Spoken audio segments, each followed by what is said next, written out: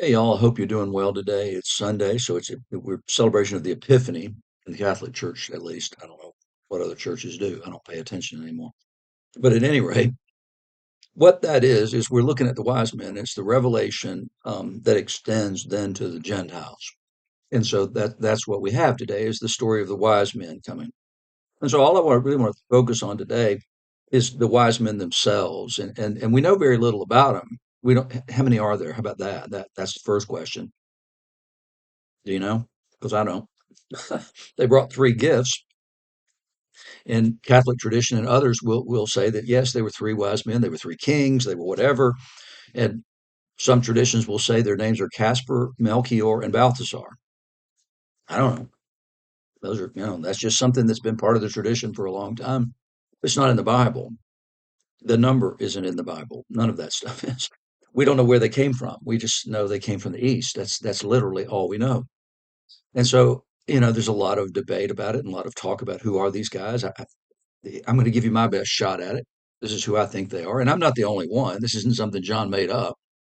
Because if it was, I would just look and go, well, that couldn't possibly be right. So I didn't. So I can say, well, this is what I agree with. And it's what I believe. It doesn't make huge amounts of difference who they are, but I think it's important. I think, and so I want to tell you who I think they are. So I think they are the descendants of a group of people called the Chaldeans. And you meet them in the book of Daniel when Daniel and the others are taken into exile and they go to Babylon.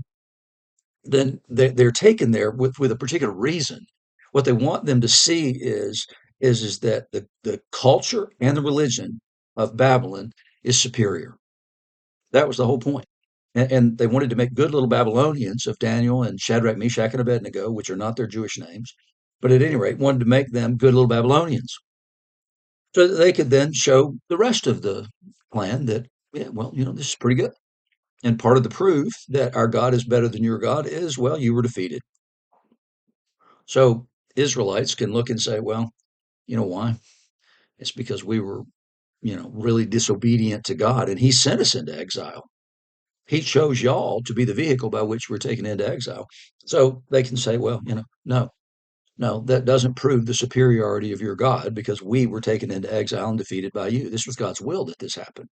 So they don't ever go over to that side. Well, so at one point, the king has a dream that he's deeply troubled about and he doesn't know what to do about it. And so he calls in the Chaldeans. They were the wise men, the wise people of Babylon. And so he brings them in and he says, tell me my dream and tell me its interpretation. And their response was, what the what? That's not even possible. Nobody's ever done that. He said, well, if you can't do it, I'm going to put you all to death. Daniel hears about it. And he says, I can do it. I trust that my God will give me the dream and its interpretation. And he does. And so they're going to be put to death except for Daniel. And so they see in a couple of different instances then that Daniel has access to this wisdom that they don't have access to and that they've never even heard of. And it's similar to the way that the world viewed Solomon in his day. And so basically he's gone up there and he's been a witness to them. Now, does that mean that they ditched their gods and everything else in order to follow the God of Daniel? No, they didn't. But, the rest of the story is that they only lasted, a few more years as the world power until they were taken over by the Persians. And so the Persians now are in charge. And so you get, Cyrus, who is in charge of everything. And so, well, if the measure of how great your God is the fact that you're the power in the region, maybe God wasn't all that in a bag of chips, So what happens now is fast forward about 600 years, and here come these wise men from the east. And I believe they are the descendants of those Chaldeans because I believe these guys had Daniel's holy books. Now, did they have the updates, sort of like Windows 11 or 12, and all the updates that you get on a daily basis from them? I don't know. I don't know what text they had. I know they would have had the Torah. There's no question they would have had the Torah. But the other thing they did have there, they had scribes, because many of the best scholars from Israel ended up in Babylon and stayed there and remained behind. And we know that because there are two Talmuds, which is the oral tradition and sort of the codification of the rabbinic arguments that come down to the ruling on, okay, this is the way we deal with this. This is the way we interpret this.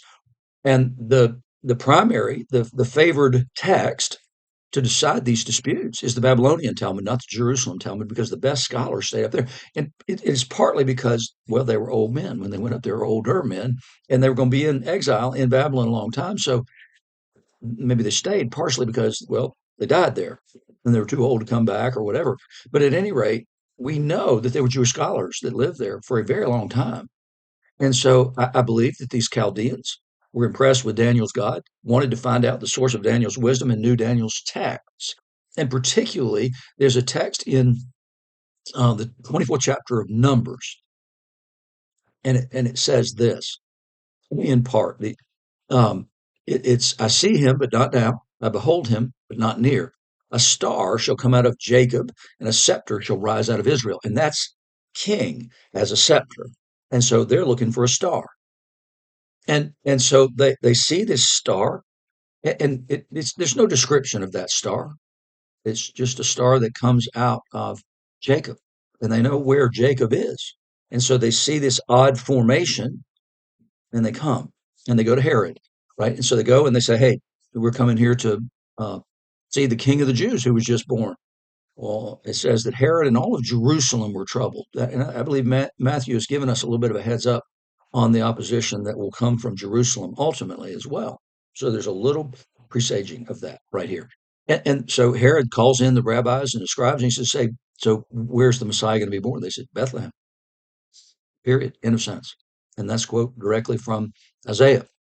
So, okay, fine. So they said, okay, we're going to be on our way. We're going to go up there and we're going to go to Bethlehem. We're going to worship this new king. Well, part of the problem here is that Herod's, one of his official titles is King of the Jews.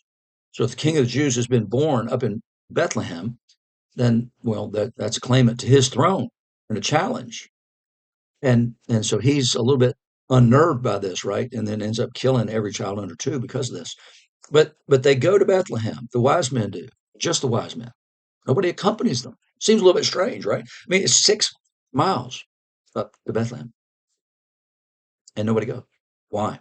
And this is another reason I believe it's got to be these guys, because that prophecy I read to you from Numbers 24, yeah, it's from Balaam, who is a Moabite prophet that they hate. Jews absolutely hate him. God prevented him from prophesying against Israel at that time. But the tradition within Judaism is that after he prophesies on behalf of Israel to his own king, the king of Moab, Balak, that that, that what happens next is he says, "Y'all want to beat them? Let me tell you what to do. Send our women in there, and they'll wreck their morals and they'll corrupt their religion." And that's what happened. And so the Jewish nation hates Balaam. So I believe that has to be the combination of things. It has to be these Chaldeans who knew that Daniel had this great wisdom that they didn't have access to, and so they looked at the holy books of Daniel and discovered this prophecy in there. I don't believe they had Isaiah. I don't believe they had all those updates. And so then they come and they tell the Jewish leaders about this star. And why do the Jewish leaders not go with them? Well, I believe that it's because it was that dadgum Balaam that prophesied that. There's no way he could be right. So why would we go up there? That's ridiculous. You guys are fools for doing that.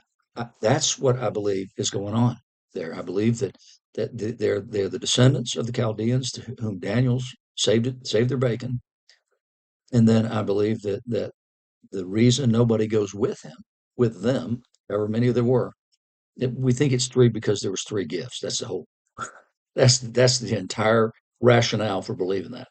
So I believe they didn't go because, well, it was a prophet that wasn't a Jewish prophet, wasn't a prophet of Israel. So that can't possibly bear witness to the Messiah.